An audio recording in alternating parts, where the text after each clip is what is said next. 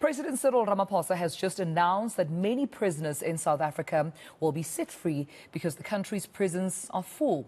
Up to 24,000 prisoners, including 3,000 people who were deported to South Africa, are likely to be set free. Now, at the same time, some Zimbabwean prisoners in Pollsmoor prison are getting ready to understand, or had at least went on to a hunger strike. Pollsmoor prison being the biggest and most crowded prison in South Africa, and its problems show that this is quite a bigger issue in the country. So for more on this, we're now joined by Singabakho Nxumalo, the spokesperson for Correctional Services. Singabakho, a pleasure talking to you. Thank you so much for your time. I suppose some clarity when it comes to the Pollsmoor prison, mentioning that hunger strike that was planned reportedly by some Zimbabwean prisoners. Has it been called off officially? Is it still going on? What's the status on that? A very good morning and thank you for having us. First, it's important to highlight we are not aware of a hunger strike at Pollsmoor Correctional Facility. Perhaps it's a rumor, but it has not been reported to us officially because there is a clear definition in terms of a hunger strike. And it cannot be correct in saying people are to embark on a hunger strike because they are pushing for a particular position or pushing the state into a particular move. There's a reason why people are incarcerated, and we've got procedures in place that they need to follow. Yeah, it seems the reports that are coming in suggest that the hunger strike, or the reported hunger strike at least, since you said officially you're not aware of it, it seems the reports coming in say this strike is due to the conditions in prison, amongst other things, xenophobic attacks, but also some of the conditions just in terms of, the health, the threat that they pose to the health of those prisoners. These, of course, alleged. So still no word, according to you, about this.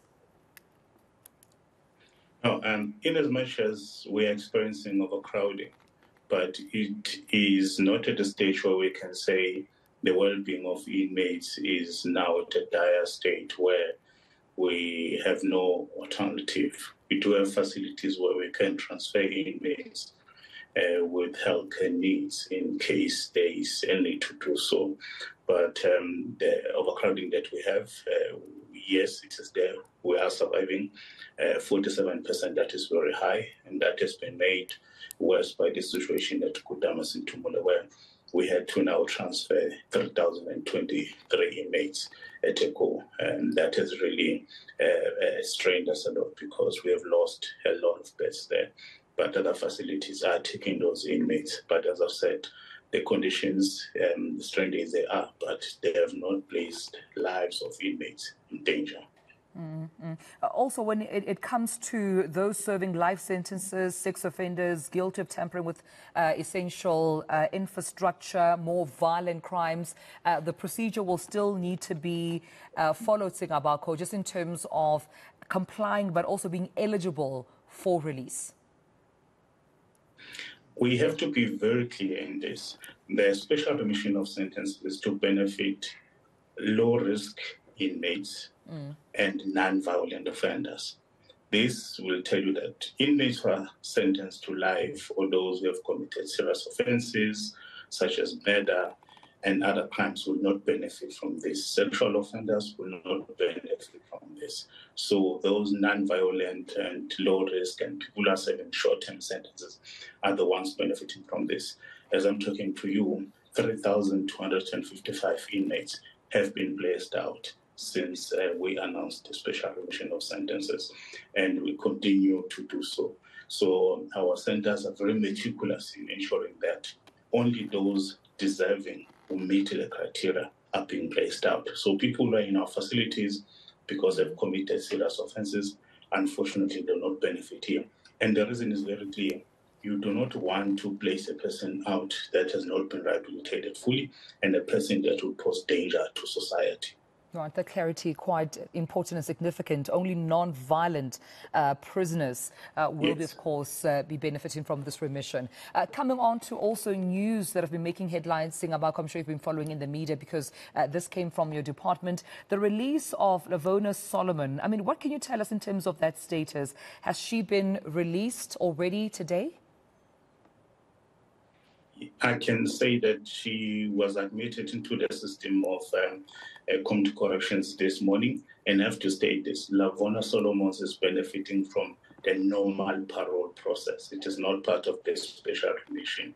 She was considered by the Correctional Supervision and Parole Board, and a decision was taken already in July that on the 18th of August 2023 should be placed out on parole. So at the Community Corrections Office, she was given the parole conditions that she will need to comply with until that sentence expires in 2026. Singabakho, are you at liberty to share with us the exact parameters or even those conditions attached to her parole?